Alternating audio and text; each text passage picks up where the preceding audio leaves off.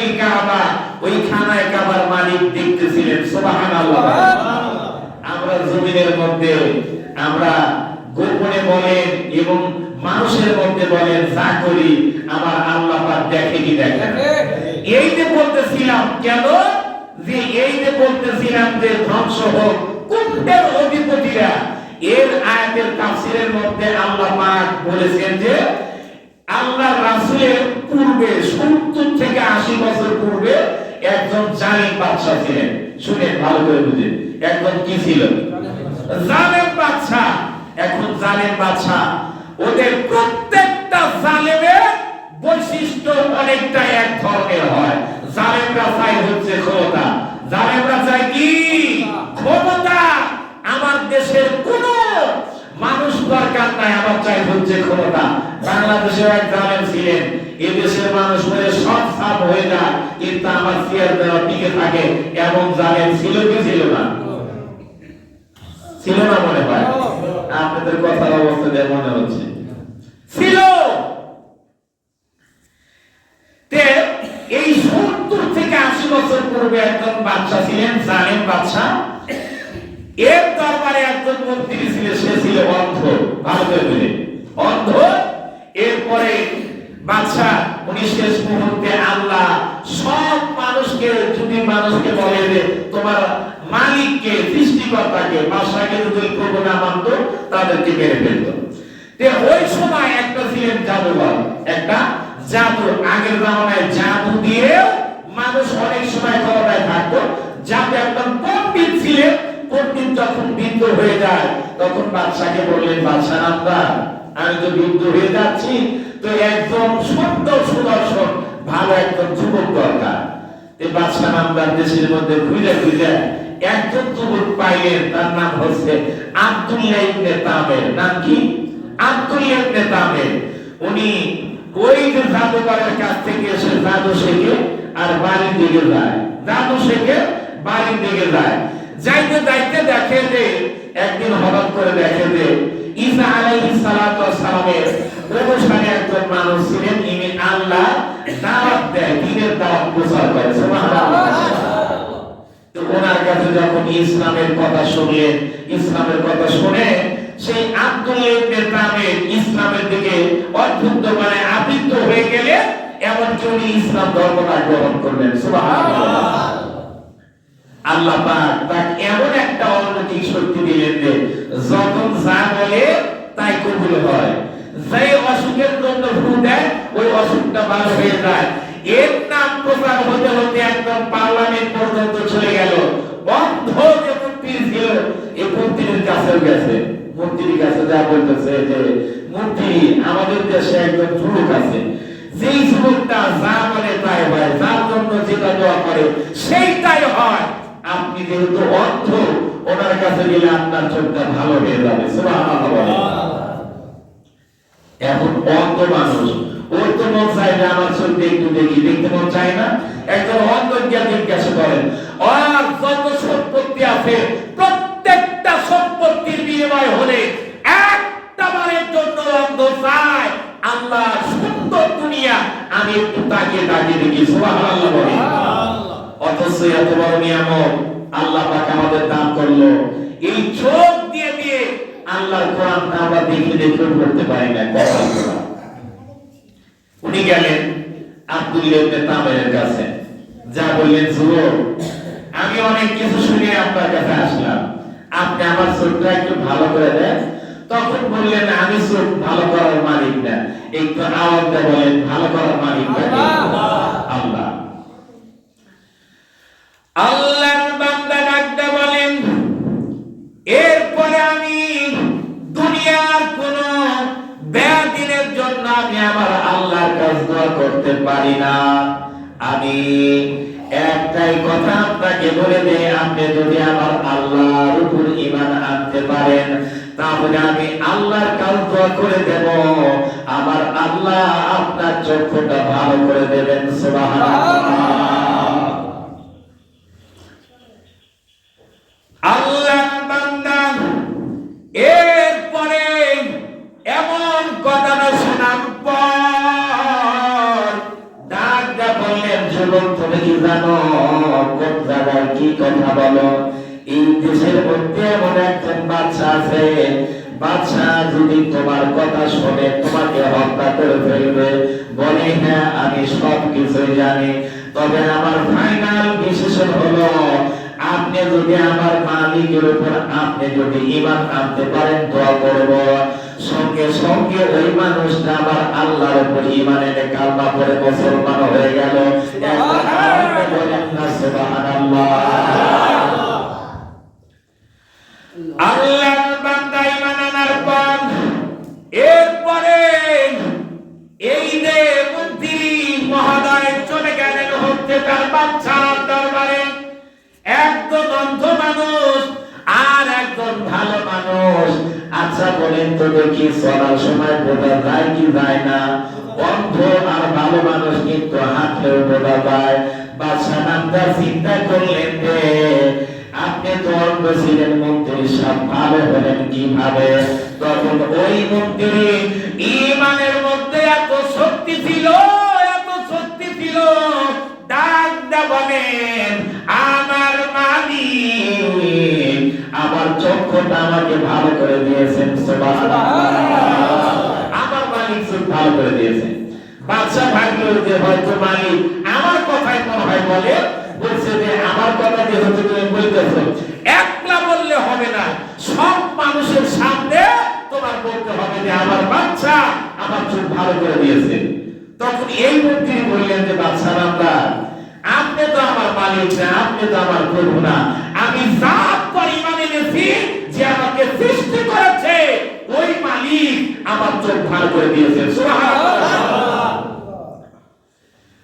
আল্লাহর বান্দারা এরপরে বাদশা ডাক দা বললেন যে মন্ত্রী আপনি আমার দরবারের মধ্যে থাকেন, আমার টাকা আপনি খান, আমার টাকা দিয়ে আপনি চলেন। আপনার এত বড় সাহস হলো আমি আল্লাহ ব্যতীত আর কে আল্লাহ আপনি কার কাছ থেকে এমন কালমা আপনি গ্রহণ করলেন? ডাক্তার বলেন বাদশা নামদার এ আর কেউ না, আপনার দরবারে যে আব্দুল ইবনে তাবের আছে, আমি ওই যুবকের হাতে হাত করে মুসলমান হলাম, সুবহানাল্লাহ। আল্লাহর বান্দা বলার পরে এরপরে বাদশা তার যে বাহিনীগুলো ছিল ওই তাদেরকে ধরে আনা হলো। আব্দুল ইবনে তাবের যখন বাদশা নামদারের দরবারের মধ্যে আসলেন, ডাক্তার বললেন আব্দুল ইবনে তাবের তুমি কি ঈমান ছাড়বা নাকি তোমাকে হত্যা করে ফেলবো? আল্লাহ বলুন তো দেখি আমার আপনার এই জানের মালিকটা আওয়াজে বলুন না কে? আব্দুল ইবনে তাবের ডাকটা বললেন বাদশা নামদার, এ বাদশা আমার জীবনের মালিক তো আপনি না, আমাকে যে দুনিয়ার মধ্যে যে মহান মালিক সৃষ্টি করেছে আমার জীবন হলো তার হাতে। একটু আওয়াজ দিয়ে বলেন না আমার আপনার জীবনটা কার হাতে? আওয়াজ দিয়ে বলেন না আল্লাহ। আব্দুল ইবনে তাবের ডাক দিয়ে বললেন হে বাদশা নামদার আমার মালিক যদি আমাকে হায়াত দেয় আপনি চেষ্টা করলেও তো আপনি আমাকে হত্যা করতে পারবেন না। তখন এই বাদশা তার যে বাহিনীগুলো ছিল তাদেরকে বললেন যে তাদেরকে ধরো, ধরার পরে যে ওই যে পাহাড় আছে পাহাড়ের উপর গিয়ে তোমরা তার হাত পা বাঁধো, এরপর তাকে পাথরের উপর নিক্ষেপ করো। আব্দুল ইবনে তাবের যেন ওইখানেই মারা যায়। কিন্তু যখন একজন ইমানদার বান্দা আবার আল্লাহর কাছে দোয়া করে, আল্লাহ ওই বান্দাদের দোয়া কবুল করে কি করে না? আব্দুল ইবনে তাবের আল্লাহকে ডাক দিয়ে বললেন মালিক, ও আমার মালিক আপনার কাছে ঈমান আনলাম, আপনি আমাকে জালেমদের হাত থেকে রক্ষা করেন আর জালেমদেরকে ধ্বংস করে দেন। যেই মাত্র পাহাড়ের উপরে উঠেছে তৎক্ষণাৎ আমার আল্লাহ ভূমিকম্প দিয়ে যে জালেমরা তাকে মারার জন্য পাহাড়ের মধ্যে উঠেছে, ভূমিকম্প দিয়ে তাদেরকে ধ্বংস করে দিলেন।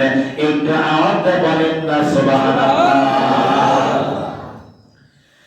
আল্লাহর বান্দারা, এ বৃদ্ধ বাবারা, যেই মালিক আমাদেরকে দুনিয়ার মধ্যে পাঠাইলো একমাত্র আল্লাহর গোলামি করার জন্য, ওই যে আমি যেই যে মন্ত্রীর কথা বলেছিলাম, মন্ত্রীকে কিন্তু মাথার মধ্যে করাত দিয়ে ফেলে দুই খণ্ড করে দিয়েছে।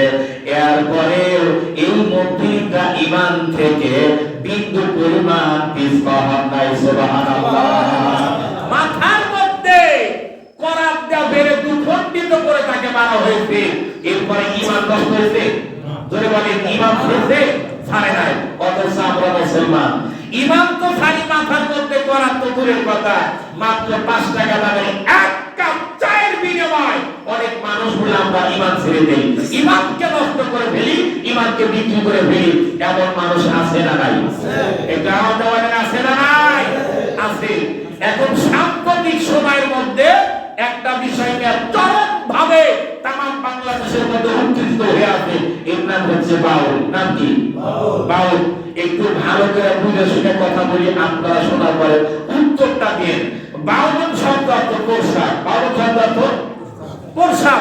প্রস্তাব থেকে আসছে। এখন কিছু মানুষ বাউলদের বিরুদ্ধে কথা বলার কারণে, বিরুদ্ধে না তো আবার আল্লাহর বিরুদ্ধে যদি কেউ কথা বলে, বাংলাদেশের একজন মানুষ হচ্ছে নামাজ পড়ে না, হচ্ছে কখনোই দাড়ি রাখে না, রাসূলের সুন্নাত তার মধ্যে নাই, নামাজও পড়ে না, সব সময়ের জন্য নাফরমানি করে। এরপরও আল্লাহর বিরুদ্ধে কথা বললে ওই মানুষটা ছাড়বে না? আওয়াজ বলেন ছাড়বে? ছাড়বে না। একটা আশ্চর্য বিষয় হলো, বাংলাদেশের কেন্দ্রীয় দলের একজন নেতা, এর নাম ফখরুল ইসলাম আলমগীর। নাম কি? বলতে হবে নাম কি? গেছে 10 বছর হলো আমি এলাকার মধ্যে আছি, কখনো আলিম আমিনকে দেখে কোন দিকে দেখে কথা বলছি? বলেন বলছি না। ইনি বলছেন সাম্প্রতিক 3-4 দিন আগে একটা কথা বলেছেন, এই যে আমাদের কথা বলছেন যে ধর্মান্ধ কিছু গোষ্ঠীরা বাউলদেরকে আঘাত করেছে। তাম বাংলাদেশের শতকরা 95% মুসলমান। এই দেশে ক্ষমতায় গেলে মুসলমানদের ভোটে ক্ষমতায় যেতে হয়। এরপরে একজন কেন্দ্রীয় নেতা কিভাবে মুসলমানদেরকে ধর্মান্ধ বলে গালি দিতে পারে? একটু বলেন তো দেখি, এরা কি নেতার যোগ্য? আমাদের বলেন নেতার যোগ্য? যারা ক্ষমতায় যাওয়ার পূর্বে মানুষগুলাকে, মুসলমানদেরকে ধর্মান্ধ বলে গালি দিতে পারে, অথচ ওই মানুষটাই মরার পর প্রথম যে জানাজার জন্য দাঁড়াবে সে হলে একজন ধর্মান্ধ, অর্থাৎ একজন আলেম। আলেম ছাড়া কোনো বাবার জানাজা যাবে না, যাবে না? ধরে বলেন যাবে? ওরা তো নামাজটাই তো পড়ে না। একজন বাউল, ওর নামাজ পড়ে কি লাভ হবে? ওর জানাজা পড়লে কি লাভ হবে? বলেন। এক ওয়াক্ত নামাজ আমার আল্লাহর কাছে দিন, একটা সেজদা আল্লাহর কাছে কত দাম? একটা সেজদা হচ্ছে কিয়ামত পর্যন্ত আপনাকে হায়াত দেয়। আর আপনি দুনিয়ার যত ভালো আছে সব ভালো কাজ করলেন, কিন্তু সেজদা করলেন না। এই সব ভালো কাজ করে যে দাম হবে আমার মালিকের কাছে, একটা সেজদা দিলে আমার মালিকের কাছে এর থেকে 1000 গুণে বেশি দাম। সুবহানাল্লাহ। অথচ কিছু বাউল ভালো দেখলে লাভ পাইতেছে।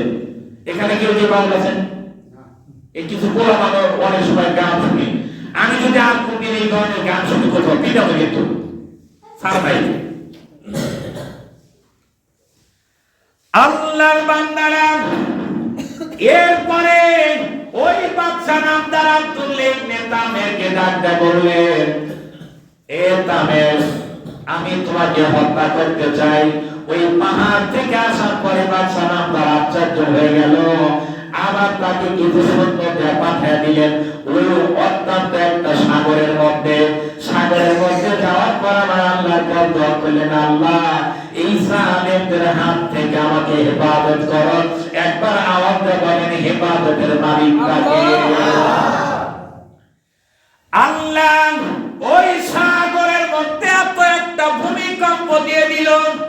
এরপর আব্দুল্লাহ ইবনে তামের যখন আসলেন, আসার পরে তার সামনে আসলেন, বাদশা নামদার আশ্চর্য হয়ে গেল। আমি তোমাকে হত্যা করতে চাচ্ছি, কিন্তু কেন হত্যা করতে পারি না? আব্দুল্লাহ ইবনে তামির রাজা বলেন, বাদশা নামদার, হত্যা যদি আমাকে করতে হয় আমার একটা পরামর্শ রাখবেন। আপনার দেশের মধ্যে যত মানুষ আছে আপনি সব মানুষগুলো একত্রিত করবেন। এরপরে আমার যে মালিক আমাকে সৃষ্টি করলো, ওই মালিকের একটা কালেমা আছে, মালিকের নাম দিয়ে আমাকে যদি 3 নিক্ষেপ করেন তাহলে আমি হত্যা হয়ে যাব, মারা যাব। বিসমিল্লাহির রাব্বিল গুলাম। তখন সারা দেশের মানুষগুলা একত্রিত করলো বাদশা নামদারা, আল্লাহর বান্দারা। এরপরে এই আব্দুল্লাহ ইবনে তামিরকে যখন একটা জায়গা না হলো, দেশের সব মানুষ তাকে দেখে। এরপরে বাদশা নামদার দেই মানুষটা তাকে 3টা নিক্ষেপ করলো, বললেন বিসমিল্লাহির রাব্বিল গুলাম বলে 3 নিক্ষেপ করার সাথে সাথে আব্দুল্লাহ ইবনে তামির এই দুনিয়ার মধ্যে মৃত্যুবরণ করলেন না। আল্লাহর বান্দারা ভালো করে শুনেন, এরপরে ওই দেশের মধ্যে যতগুলা মানুষ ছিলেন প্রত্যেকটা মানুষ চিন্তা করলেন, যেই বাদশা যেই জালেম এত জুলুম করার পরেও যাকে হত্যা করতে পারলো না, অথচ এমন একজন মালিকের নাম বলার পরে সে হত্যা হয়ে গেল। ওই হত্যা হওয়ার পরে দেশের মধ্যে যতগুলো মানুষ ছিলেন সব কালেমা পড়ে মুসলমান হয়ে গেল। আওয়াজটা বলেন না সুবহানাল্লাহ। আল্লাহর বান্দারা, আপনাদেরকে বলতেছিলাম কুতিলা আসহাবুল উখদুদ। আল্লাহ বলেন ধ্বংস হোক ওই যে কুণ্ডের অধিপতিরা। এরপরে বাদশা নামদার দেখলেন সারা দেশের মানুষ মুসলমান হয়ে গেল। আল্লাহর বান্দারা, এরপরে বাদশা নামদার তখন বললেন বিশাল বড় একটা কুণ্ড তৈরি করো, বিশাল বড় একটা কুণ্ড তৈরি করা হলো। এমনকি ওই কুণ্ডের মধ্যে আগুন ধরিয়ে দেওয়া হলো।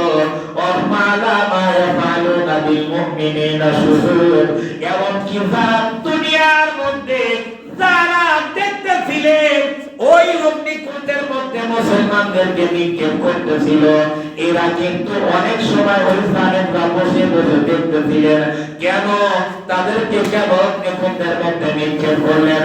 আল্লাহ বলেন ওয়ামা নাকামু মিনহুম ইল্লা আইয়ুমিনু বিল্লাহিল আজিজিল হামিদ। আল্লাহ ডাকতে বললেন একমাত্র দুনিয়ার কোন অন্যায় করার জন্য না, একমাত্র শুধু আমি আল্লাহর প্রতি ঈমান আনার কারণে ওই যে বলতেছিলাম বাদশা নামদার দেহ বন্ধ করে দিলেন, বিশাল একটা কুণ্ড বানিয়েছিলেন, ওর মধ্যে যত মানুষ কারবা করেছিলেন সবগুলাকে আগুনের মধ্যে নিক্ষেপ করেছিলেন।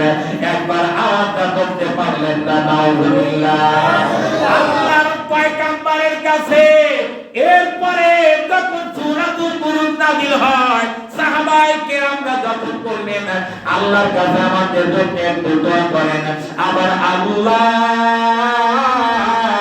তখন সূরাতুল বুরুজ নাযিল করে জানিয়ে দিলেন মুমিনরা তোমরা টেনশন নিও না, দুনিয়ার মধ্যে যত ইমানদাররা ওই আগুন থেকে আলো পর্যন্ত আছে আমি প্রত্যেককে আমি ঈমানি পরীক্ষা নিয়েছি, আর যারাই ঈমানি পরীক্ষা দিয়ে উত্তীর্ণ হয়েছে আমি আল্লাহ তাদের জন্য জান্নাত বানিয়ে রেখেছি।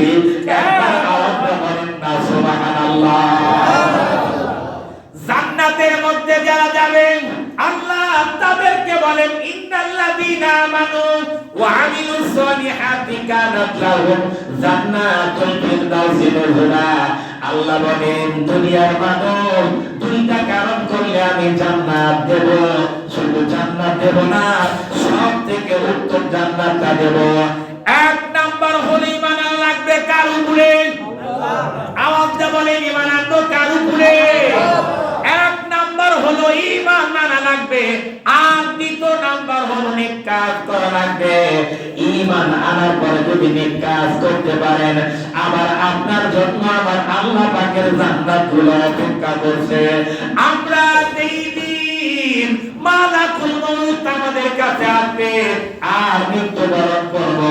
মরার সঙ্গে সঙ্গে আমার আল্লাহ আমার আর আপনাদের জন্য একটা জান্নাতি রাত করে রেখেছেন। একবার আওয়াজ বলেন না সুবহানাল্লাহ। এই জান্নাতে যেতে হলে এক নাম্বার হলো ঈমান। ঈমানকে একটু পাকা করতে হবে। আর দ্বিতীয় নাম্বার হচ্ছে নেক আমল করতে হবে। ছোট ছোট যত নেক আমল ছাড়বো না, আর গুনাহের কাজ ছোট হলো সেটা করবো না। আল্লাহ পাক প্রত্যেকটা মানুষকে যেন এর উপর আমল করার তৌফিক দেন। সকলে বলেন আমিন।